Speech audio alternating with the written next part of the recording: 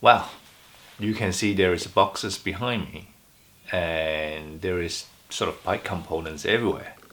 Yes, I do have a confession to make. This is a bike that I just committed to build, and Empress One is a real thing. So I really try hard to control myself, but I couldn't stop it. Now, you might ask or say why you want another bike since you already got pretty decent options that you have got in there. I have got a sort of a top end racing with Dura Ace 12 speed.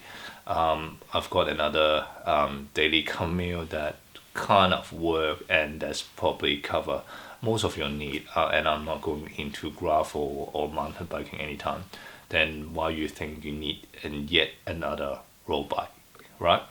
So since I've got two bikes already, this is the third one that I'm building up. The rationale behind is I've got the 12-speed Germanos Dual Ace. There is a lot of things that not compatible with the other bike, so I'm hoping to build up the third bike to the same sort of level of the shifting, the gearing ratio, so that there are certain components that I could mix and match, right? Now, I'm not saying that I'm going to spend the same amount of money on this as I would have spent on the other bike, but it should be a very complementary components to it. So I've got these some of these components in today. I'm also still waiting for a couple of components shifting. Unfortunately, Australia Post seems to be lost track of my package.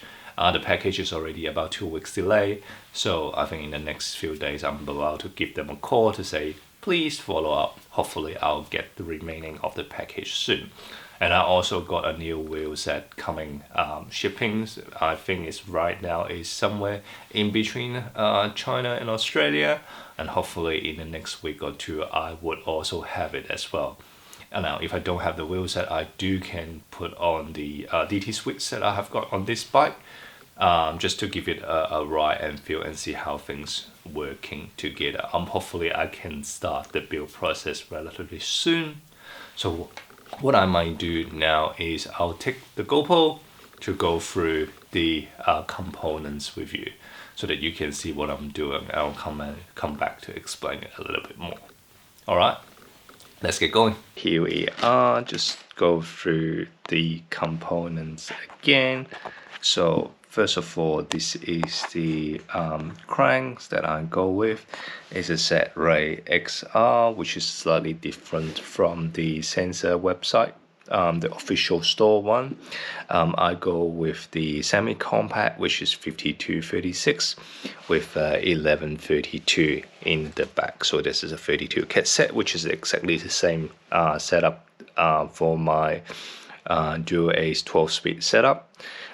With the group set, I went with the Emperor Pro group set, which is a really good tested by and positive feedback by many rider and content creator. Within the brake, I opt in for the cable actuated hydraulic. So how it works is you can see the cable will come through. When you pull the cable, the piston in here, there's two piston, one is on the left, one is on the right, will push this big pad towards the middle, and then this is how you get the stopping power. Hopefully this would be better than just the cable actuated brake, but we'll see how we go in there. So in terms of saddle, I've got a super light carbon one-piece saddle, just really just a carbon piece in there, pretty lightweight, 70-80 grams in there. This might not be the final saddle that I would use permanently on this one, because I do prefer Stella Italia, the SLR series, which fit my bottom a little bit better. But I'll give this a go because this is super light and it's only cost me $30 US, really cheap. So we'll see how it goes. In terms of the tires, I opt in for the Michelin Power Club, which is I've got 700 times 30. It's a bit of a story behind it. Initially, I ordered 725, but when it comes to my door, it becomes 730. So I'll give it a try. As I said before, there is a few components that I'm still waiting in the postage, and we'll see how they go as they arrive. Now you can see the handlebar, one-piece handlebar, really good shape. The fork, the frame, let me run through you the frame. The frame looks really good. In here, the color looks amazing. All right. The frame itself is $4.99 with $65 on the painting, which is ridiculously cheap in terms of, you think about the cost.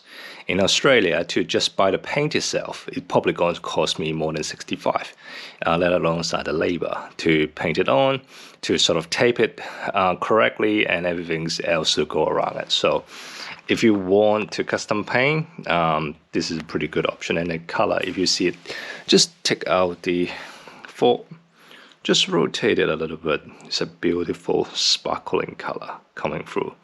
That's pretty nice. However, the bike itself is not without flaw.